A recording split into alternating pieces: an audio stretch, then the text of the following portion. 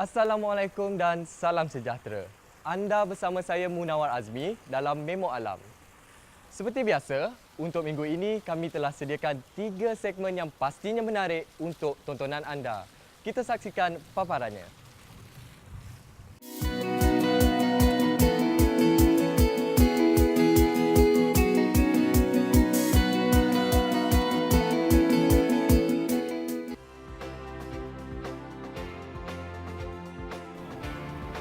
Siapa sangka, di sebalik kepesatan pembangunan Bandaraya Kuala Lumpur, terdapat satu taman rekreasi awam yang cukup terkenal, iaitu Taman Botani Perdana. Taman awam ini bukan sahaja mendatangkan kedamaian dengan lanskapnya yang penuh hijauan, malah pengunjung juga dapat mempelajari spesies-spesies pokok serta herba secara langsung. Kita ikuti segmen pertama, iaitu Paru-Paru Kuala Lumpur. Adakah nilai alam semakin terhakis daripada masyarakat hari ini? Berada di pusat kota raya yang sedang pesat membangun, Taman Botani Perdana merupakan antara taman yang popular dan paling lama bertapak di bumi Malaysia. Pernah dikenali sebagai Taman Danau dan Lake Garden, kini Taman Botani Perdana memiliki kawasan seluas 101 ekar dan menjadi rumah kepada 6,500 pokok.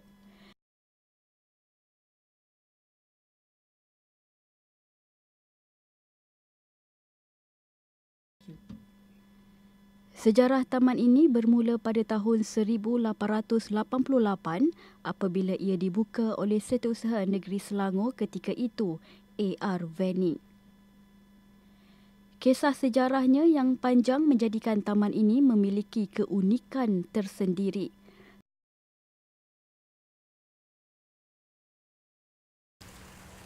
Itu di tengah-tengah bandar. Just a walking distance, ramai yang berjalan kaki dari Masjid Negara dan sebagainya masuk ke taman kita. You know? Itu unik dia sebab kita bila dia kata betul-betul right di center of the city. Jarang taman botani ada di tengah-tengah bandar. Taman awam banyak. Ya, taman awam banyak, tapi taman botani jarang. Taman botani Tokyo betul-betul dalam kampung, very far. Tidak ramai yang mengetahui Taman Botani mempunyai fungsi yang agak khusus berbanding taman awam. Ia berpegang teguh kepada 4 prinsip utama penubuhannya iaitu konservasi, penyelidikan, pendidikan dan rekreasi. Pihak Taman Botani akan mencuba sedaya upaya berkongsi maklumat tumbuhan dengan orang ramai agar kunjungan mereka ke sini bukan hanya makan angin semata-mata. Sesiapa juga pasti terpegun apabila tiba di sini. Hasil penyelidikan yang berterusan dengan pelbagai agensi dan institusi pendidikan, kini Taman Botani menempatkan 700 spesies pokok bunga. Sejak tahun 2012, taman ini telah menerima suntikan dana sebanyak 30 juta ringgit untuk menyelenggara dan menaik taraf.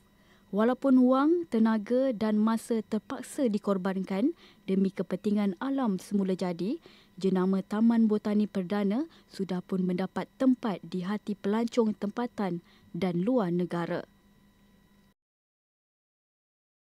Okey. Saya Mak Muzammil, berasal dari Perak. Mengenai tempat ni, kawasan ni memang menarik. Banyak tempat yang pemandangan yang cantik yang boleh kami takat gambar, tempat yang boleh banyak tempat rehat. Orang-orang suka buat event ke, birthday party ke kat sini. Dan menarik lah. Should I go? Yeah. Okay.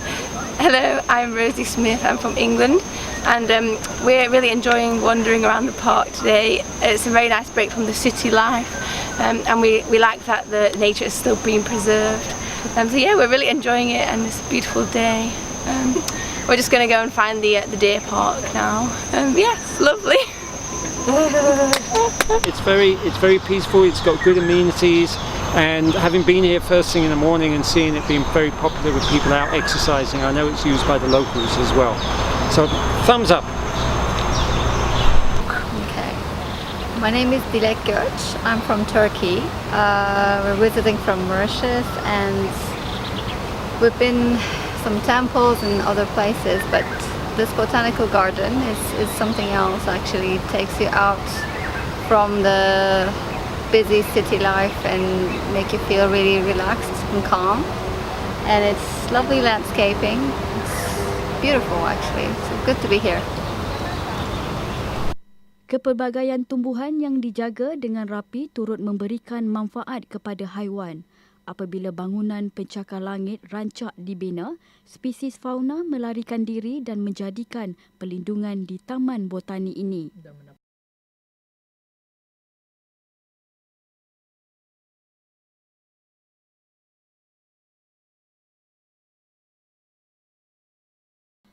Pohon kaktus tidak terkecuali daripada menjadi salah satu tarikan ke taman ini. Terbukti, Taman Botani memberi pelbagai faedah dari aspek konservasi, pendidikan, kesihatan, riadah dan perlindungan. Oleh itu, tanggungjawab memelihara alam tidak terletak di bahu Taman Botani Perdana saja, tetapi ia adalah peranan kita semua.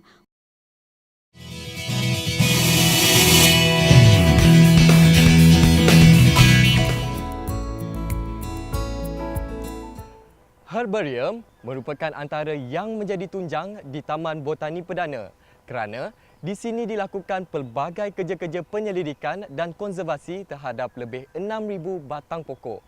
Menariknya, terdapat pokok-pokok di sini yang berusia lebih ratusan tahun. Kita saksikan paparannya. Dinaik taraf sebagai Taman Botani Perdana pada tahun 2011, terdapat lebih daripada 6,000 pokok dan tumbuhan di taman ini yang usianya telah menjangkau lebih 100 tahun.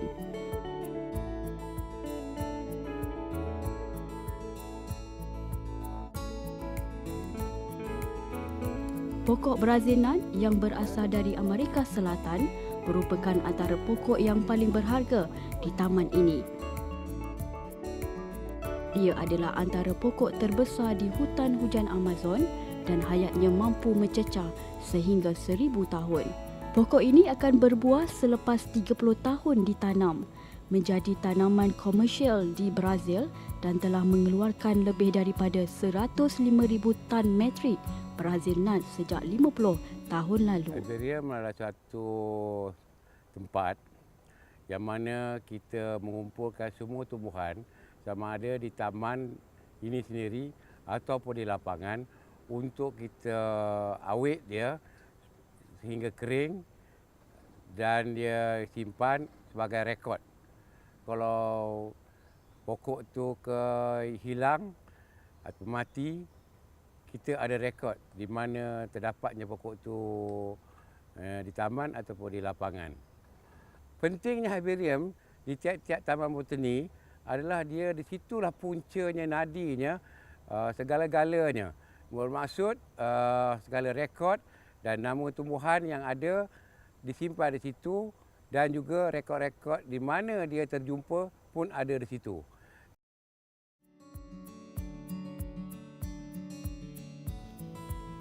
Spesimen herbarium perlu memberi informasi terperinci tentang tumbuhan tersebut. Istilah ini diperkenalkan oleh Tennefer pada tahun 1700. Spesimen herbarium perlu memberi informasi terperinci tentang tumbuhan tersebut. Okey. Apa isi dia? Okey.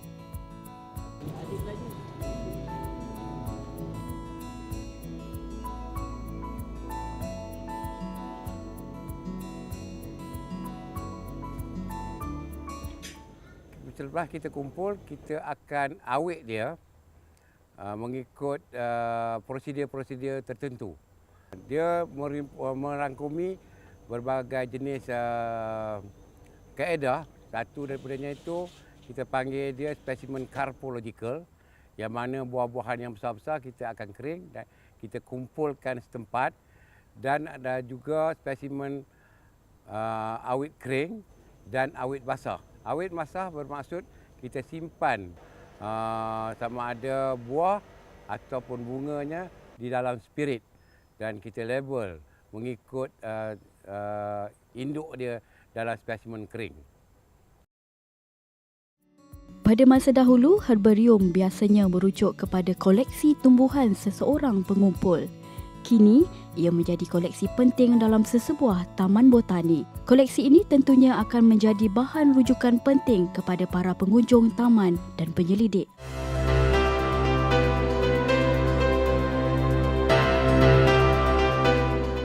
Seawal jam 6.30 pagi, pastinya kita dapat melihat kelibat lelaki ini sama ada di kawasan taman-taman herba sekitar Taman Botani Perdana atau di pejabatnya. Usia yang menjangkau 62 tahun namun masih gagah menabur keringat dan kudrat.